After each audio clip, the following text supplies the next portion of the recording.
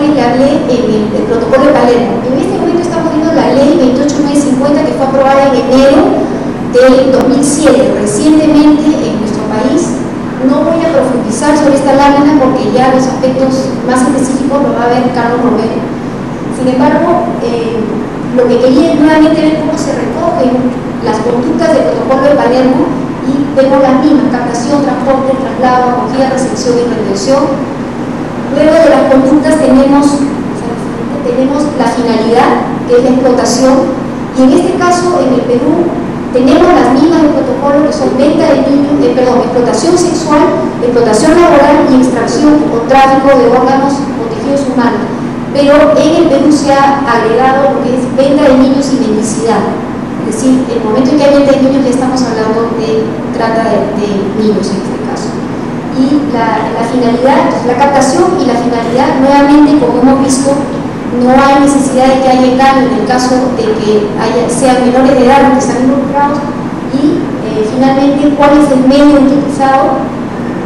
Que es realmente la violencia, la amenaza, la privación de la libertad, el engaño. Esencialmente, como ustedes veían en los spots hace un rato, el engaño y también obviamente el chantaje, todo lo que tenga que ver con el uso de la fuerza y la privación de la libertad. Esos son los tres componentes esenciales que también están presentes en nuestra ley y que ya será explicado más en detalle más adelante.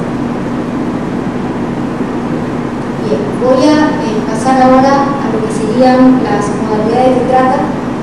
Simplemente, rápidamente, explicar que existe la trata interna en nuestro país, es decir, es la que se realiza sin pasar la frontera.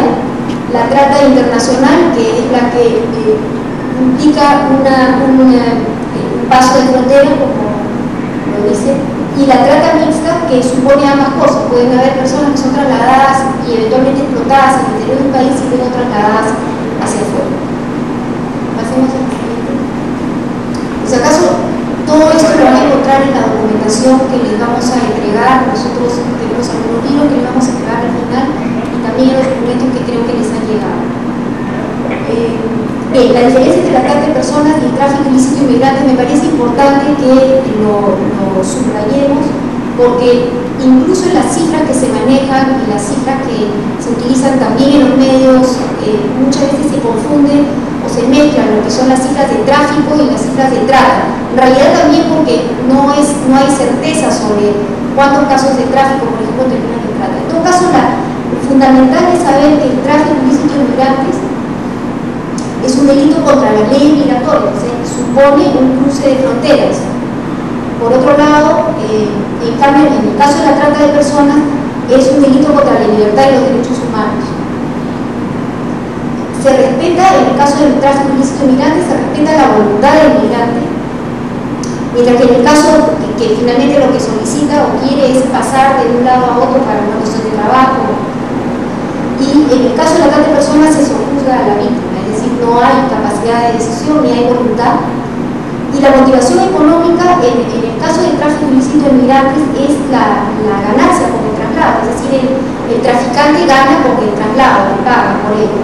Mientras que la motivación económica es el producto de la explotación, en el caso de la trata. Es importante saber, como mencionaba hace un rato, que evidentemente un tráfico ilícito de migrantes puede terminar en un caso de trata. Y esa es una zona gris enorme que tenemos, porque en realidad son justamente aquellos casos que no se pueden contabilizar.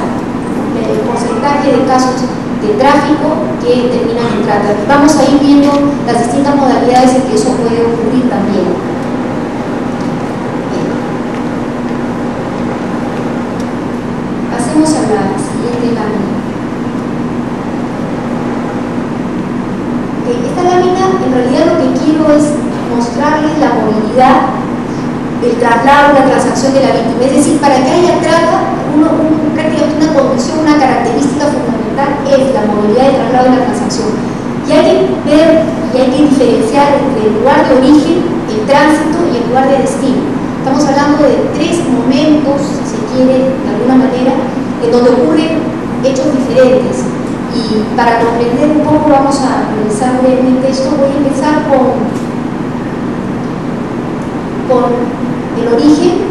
son zonas de extrema pobreza, por lo general, aunque no siempre, trata internacional, eso no necesariamente es así, eso lo vamos a ir viendo, pero en trata interna, por ejemplo en el Perú, son generalmente zonas de extrema pobreza. Hay que considerar que hay carencias varias de la víctima, hay factores individuales, no voy a profundizar ahora, pero se conoce que hay factores de riesgo en el origen, en las familias, en la persona, etc. ¿Por qué una persona es captada y otra no? Factores de riesgo en la comunidad también, qué cosa ofrece la comunidad, o cómo está estructurada, etc. En el tránsito se trata de zonas con poco control policial, o también eventualmente con funcionarios corruptos. Yo creo que eso es algo que está bastante claro. Y es un poco el espacio en donde la logística y la infraestructura y las rutas de otros delitos de crimen organizado también pueden ser utilizadas. Las zonas de destino, digamos, en lo que se refiere al destino, tenemos zonas de industrias extractivas, madera, minería, petróleo, polos de inversión económica, carreteras, puertos, comercio. Por ejemplo, se sabe que, para dar un ejemplo, en Madre de Dios, a través de la construcción del interoceánico, etcétera, eso ha ido trayendo y captando menores de edad que son traídas para la explotación sexual. O, por ejemplo, algunas minerías, en centros mineros, no necesariamente informales, en donde el hecho de que hay movimiento económico, hay más bares, hay más discotecas, y por lo tanto hay más posibilidades de que se genere la plata. Y las zonas urbanas en general, y eso es tanto a nivel nacional como a nivel internacional. En cuanto al origen, nuevamente está la oferta, que puede ser la oferta de trabajo, la oferta de estudio, de matrimonio, engañoso evidentemente, o una oferta de adopción, la figura de padrinazgo que han visto en su momento, yo me llevo a su hijo, yo le doy estudios, y evidentemente estamos hablando de que hay engaño por medio, ¿no? Eso está claro para todos. Acá no se trata de ofertas, estamos hablando de una oferta engañosa.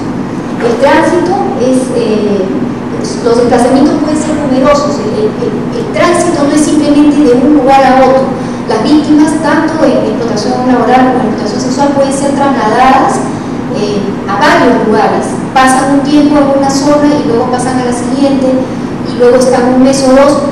Las razones son múltiples: poder esconder mejor a las víctimas, o explotarla durante un tiempo, luego la venden a otra persona o a otro grupo o a otra red de traficantes. Es decir, hay desplazamientos que pueden ser numerosos, y es una característica de ese periodo en realidad de sometimiento de la víctima.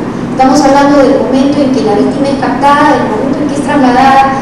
Por lo general es el momento en donde ocurre la primera violación o las reiteradas violaciones para someter a la víctima.